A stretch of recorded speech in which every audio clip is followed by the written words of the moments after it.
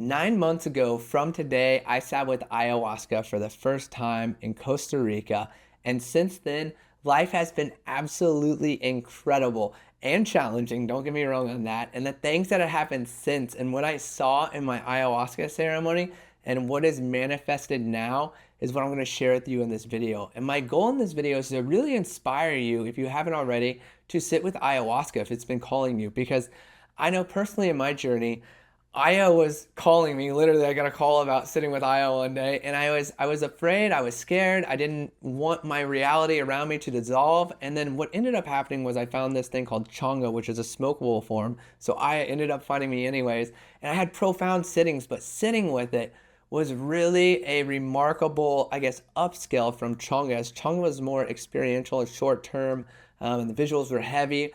But in sitting with ayahuasca, I was able to really get a long understanding of what my future would soon be, which is now, and didn't really get the pieces of how it would manifest, but now I'm really seeing all those pieces kind of start connecting together, and I feel like I'm very close to a big breakthrough. So I wanted to document this and also share with you the magic of like what ayahuasca can bring into reality. So let's get started. 9 months ago, when I was in Costa Rica, I was really trying to hustle and build this brand called Weekender Collective. And I really didn't know what I was doing. I didn't have any brand guidelines. I didn't have an understanding of how to build a brand. I had no real following that could fit this community.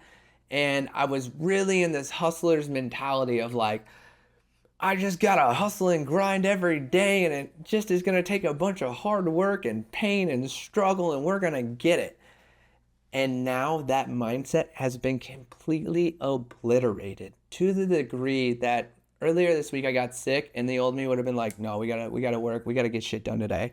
And it has flipped into this, well, we'll be all right. Let's take a day to rest. And in resting, I actually landed an ad agency job that is a really big promo coming up. And I was like, this is magical. And that's my purpose of sharing this video, is all this stuff that I've changed is so magical and how it's influenced my life. And that's what I want to share with you, so you'll sit with Aya. So what else has happened? I also learned how to create a brand in Weekender Collective. So I created brand guidelines. I really focused on, the palette of the brand, getting the logoing, the wording, building guidelines as a whole of the tone, the mission, the values, creating collages and stuff that I can send to other people to really help build out the process once I get it established, and really help hold me consistent to everything that I wanted to create with Weekender Collective. And then slowly but surely, I think I was doing that in about February or March, and then May kind of comes around, and I'd done a couple Weekender Collective events, hadn't had a big turnout, but was seeing a little bit of a glimmer. And then I ended up joining this online community called Unplugged through Zach Kravitz that honestly was like the last little plug. It's called Unplugged, but it plugged me into a whole new mindset and really taught me how to launch an online community. So I'd done the branding work. I ended up essentially learning how to launch and build an online community. And I was like, shoot, we'll give it a shot. So I ended up building a landing page and really driving a 2-week campaign to it, and ended up successfully launching my online community, Weekender Collective, within, I did a 1-month campaign, but we sold out within 24 hours of opening the doors, which was the goal. I wanted to sell out in hours, but we sold out in 24 hours. And essentially what that did was really just open me up to this like world of like, oh my God, it's happening. Like Aya continually in my journey was showing me, what was she showing me? She was showing me, and this is kind of pulling it together kind of abstractly, is showing me Austin, Texas, Seattle, and Dubai, which in building and launching Weekender Collective, I was like, man, I really want to be somewhere that, well, number one, I want to live in Bali or Dubai, which we'll get to here in a minute of how that relates. But I want to live somewhere that I have tax-free income and I'm surrounded with a lot of nature. That's been a huge thing for me right now. These last few years, I've been living in this area of Kansas City called the West Bottoms, and it's industrial. There's literally like no nature around here. And it's been great to put me in my masculine. How symbolic, right? But now I'm like, all right, back to nature. We need plants and stuff around us. And it's funny, but all three of those cities, Austin, Texas, Dubai, well, which is another country, and then Seattle, are all tax-free income. And after I launched Weekender Collective and I'm looking to scale it, I'm like, well, I don't want the government taking my money. Like, I'm working hard for this. And then I was kind of piecing it together and I was like, oh my God, Is that what I was trying to show me by those three? And that's what I don't know yet. But I have this feeling that this year I'm going to be in Kansas City for 12 more months while I scale and grow Weekender Collective. But along the way, what I'm going to be doing is probably starting to pull my roots up here in Kansas City and start to go different places, because Kansas City really isn't the spot to grow this online community for pretty much hustlers or people that have been grinding, they hate their life, that they ended up buying into scarcity and they want to leave their 9 to 5 and essentially create a business like I've created, of this like freedom filled, you can travel anytime you want, wherever you want to go, just document your life, have fun, share it with the people, and create a life worth living. And I think from what I've researched, or even from where I've been in Austin, Texas, it's a great community for that. Just the people, the vibe, the essence of Austin is way different. And I also felt somewhat of the same in Seattle when I was there prior to going to Bali. I had a 12-hour layover both ways, and Seattle just had this spark to it, right? It also has Olympic National Park. The weather, I'm not so, thrilled about, but it's something that I remember specifically. I always like, you'll love the weather there. Like, it rains, it's gloomy, the sun comes out, there's nature, there's water. And something important to me is living by a body of water. But then even in, having that experience in Austin, the astrocartography shows that I have a line going right through Austin, which kind of pulls me in that direction too. But either way, along the way in building Weekender Collective and really understanding what I'm doing here with all this and seeing the value and starting to scale the value and whatnot, along the way, I found this YouTube video of this guy named William Brown, who is an e-learning entrepreneur that essentially has built an e-learning platform, one of 3 to exit that platform, or was one of 3. I think many people have exited since that stat. But essentially, I'm watching this guy's video, and he shows a map of how his systems and processes work. And it's very similar to a Milanote that I started building when I was really starting to understand how to brand and scale Weekender, right? And I'm like, I like this guy's style. I'm interested. So I started watching it, more and more of his content. And then I realized he is living in Dubai, which Aya, like I mentioned, showed me. And it's something that's been on my mind ever since Aya. And in selling his e-learning company that was making him, I think, 16 million over 6 years. And then, what did he say? He sold it for, I think, about 40 million is what I heard somewhere. But essentially, now he lives in Dubai and Bali and kind of bounces back and forth and has a Bali villa, which is also something I wanted. And why I'm sharing this with you is the magic of what I've really found out since Aya is follow the people who have done it. And as soon as I started watching William Brown's videos, I was like, this guy has done what I want to do in multiple aspects. He's built a company, he's sold a company. The company's e-learning, which is essentially what I've kind of stumbled into since Aya and being a content creator, videographer, and marketer. And along the way, he has been in Dubai, which is on my list, and really optimized for entrepreneurs. And then with Bali, it's almost the opposite of Dubai. It's like disconnect and wanderlust, adventure, waterfalls, nature, fresh food, and no capitalism, just happiness. And that's where my mind is just like, wow, seeing all these dots start to connect has really opened me up to just understanding that if somebody has done something before you, following their path isn't taking the easy way, it's taking the smart way. And the smart way has less mistakes, less cost, and less pain associated with it, and you get to the outcome a lot quicker.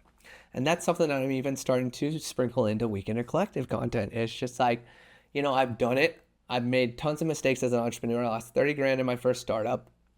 I've been in this for 7 years and have created a full-time freelance agency where I essentially shoot website and marketing content for small businesses all the way up to corporations. And along the way, I've learned all their systems and processes, what works, what doesn't work, what's a waste of time, what's a great use of time.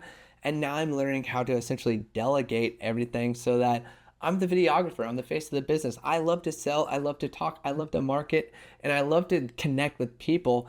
And I love to shoot. Video is like one of my favorite things as I'm shooting this video. I freaking love video shooting, but I hate editing unless it's something that I'm passionate about. But even in that, there's so many good editors. And what I've really learned too along the way is like, you don't have to do it all yourself. That was an important part of my journey in order to learn all these important pieces when I was sampling in order to build Weekender Collective, right?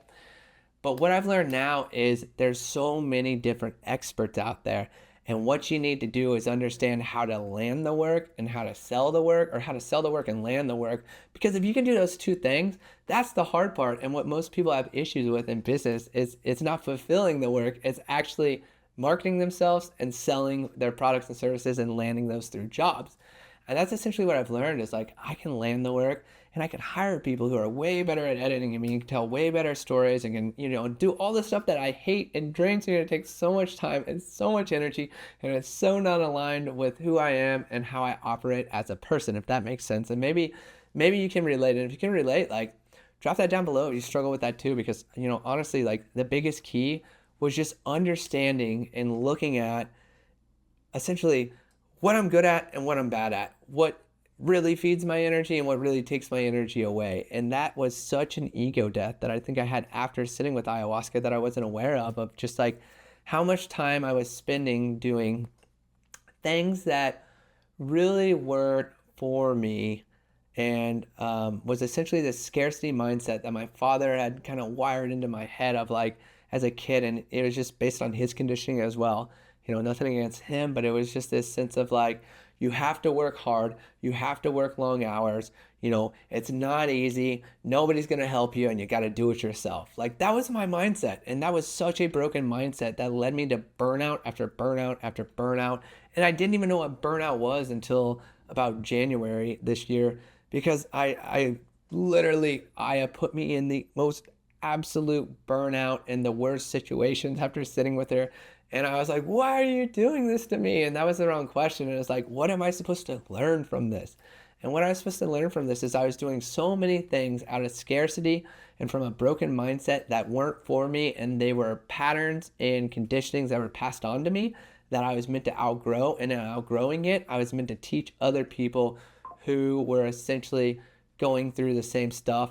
And, and then that's what really opened me up to this process of like, how am I going to do this? And what really started happening was I started this thing called the 75-day YouTube challenge, and just was so intuitive. And I remember it, I was like, I am so burnt out. I'm so exhausted.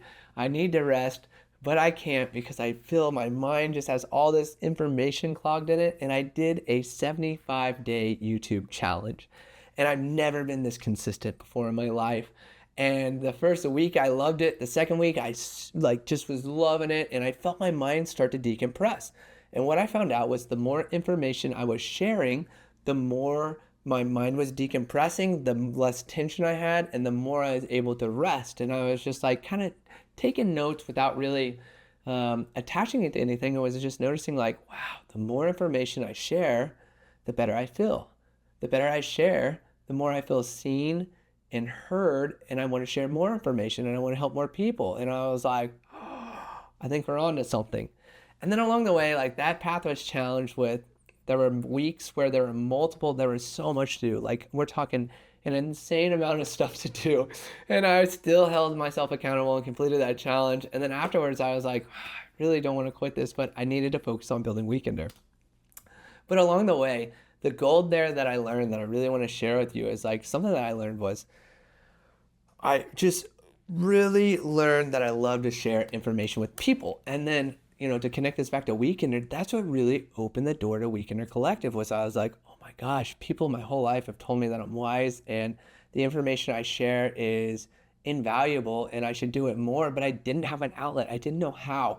But essentially I knew how, I just didn't have the confidence, I didn't have the self-worth, and I didn't have the consistency to continually do it, because I would do it previously, but then I get frustrated because say I put out a YouTube video, it'd get like 10 views. And I was like, wow, I spent like hours and hours and hours on the net and it only got 10 views.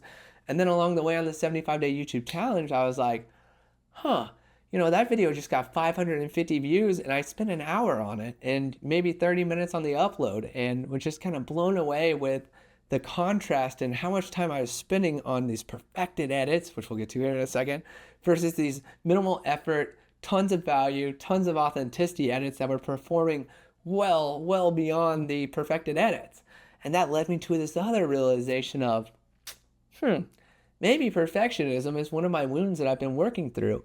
And it was, because, it's like, I think I was criticized so much as a kid, and I'd show up so authentically and just like I'd put my heart on my sleeve and it'd just get, ran over by a car, like ripped apart, and just like it became this wound of perfectionism, was to really cover up the insecurity of like I'm going to do as much as I can and overwork and try to understand every angle that I can focus on to make sure that nobody, can send back criticism or judgment, which was the fear of judgment right there, 100% on anything that I create, which was wasting my time. It decreased my efficiency and consistency, and I really wasn't able to put out a high volume of work. And I was like, how do we do this? And it was that simple of just turning on the camera, being authentic and talking.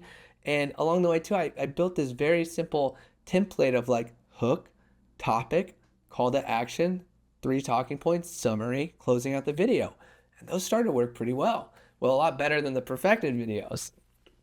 And then essentially along this way, like, just started realizing all the mistakes I had previously been making, and those have been the value pieces that I've been dropping in a Weekender Collective. And essentially I built all these boards in Weekender.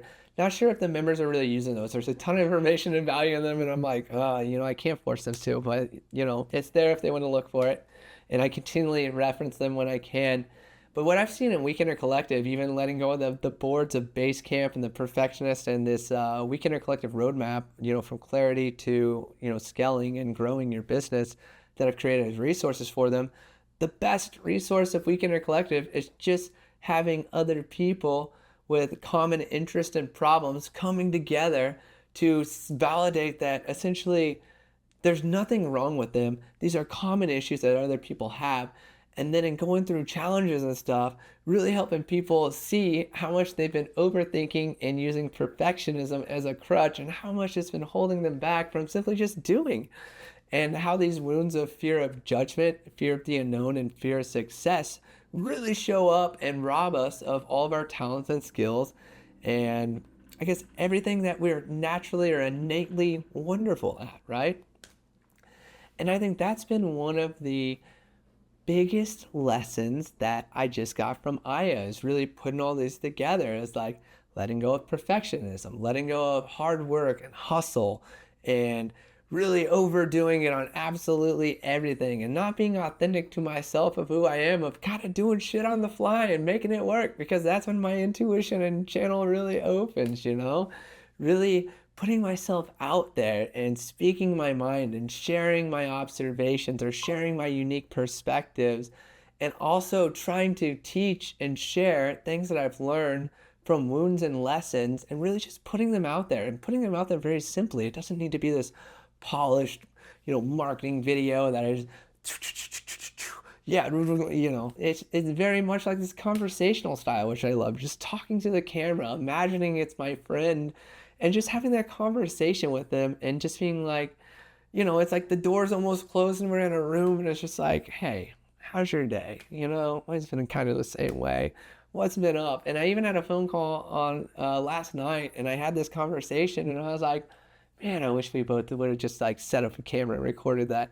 That might even be a style of content that I even, try to shoot in the near future. But just really connecting all the dots of everything that caused me to burn out, everything that caused me to work way harder than I needed to, and everything that held me back from launching and starting my online community that definitely feels like my purpose. And that's even why I'm dropping this video, is like people are commenting on previous videos that I've created on YouTube, and they're referencing Weekender Collective and saying, this feels awesome, this feels special, this feels, like something amazing that they want to be a part of. And I'm like, yes, we'd love to have you, because we really do. And that's what I'm really working on multiple strategies now for Weekender Collective that just really allow the members to invite people in, and allows me to grow and scale different areas of it. Because I think that's truly what this is meant to be, is to help people understand their value, understand how easy it actually is once you have the right systems and processes in place from somebody who's made all the same mistakes that you're going to make if you aren't in it.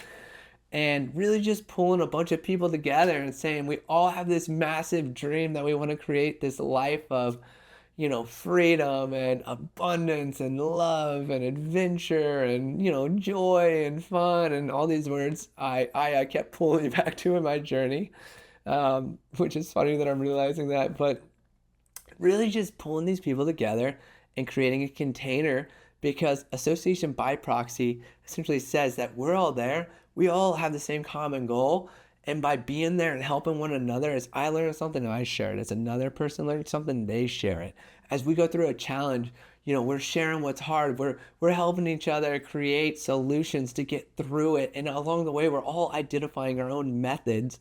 There's no gold standard of how to create content and how to put yourself out there, but we're all finding our own method, which is super cool too.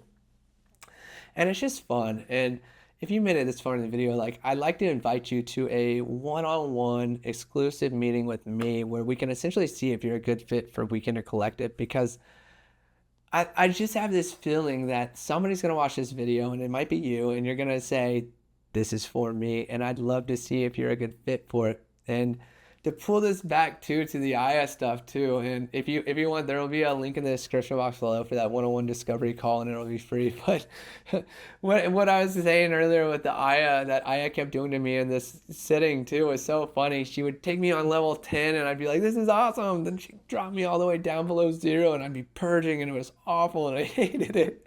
And then she's like, yo, you gonna hate this and stay negative and pessimistic, or are you gonna go back up? So it'd be like, how quick can I go back up after something hard hit? And along the way too, she'd also open the door to this awesome connection, and it'd start to feel icky and weird. And I'd be like, Aya, what are you doing? And she's like, remind me how you want to feel again. And those are the words that I just used previously, was that, I want joy, I want happiness, I want love, I want abundance, I want freedom, I want adventure, and it was this room of kind of like a fireplace coming down, 70s kind of oven hood fireplace with bean bags in the room, and it was orange,